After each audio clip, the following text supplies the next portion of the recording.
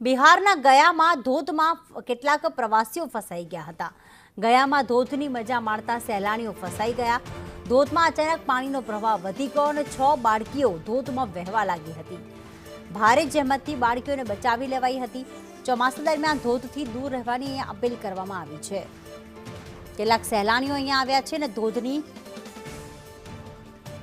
મજા માણી રહ્યા છે અને બીજી તરફ આપ જોઈ રહ્યા છો કે ધોધમાં અચાનક પાણી વધી ગયું અને વહેણ વધી ગયું, સ્પીડ વધી ગઈ અને 6 બાળકીઓ તણાવવા લાગી હતી, જો કે તેમને બચાવી લેવામાં આવી હતી। ત્યારે વરસાદના સમયમાં જ્યારે ભારે વરસાદ હોય, પાણીનો વહેણ વધારે હોય ત્યારે ધોધથી દૂર રહેવાની અપીલ કરવામાં આવી છે।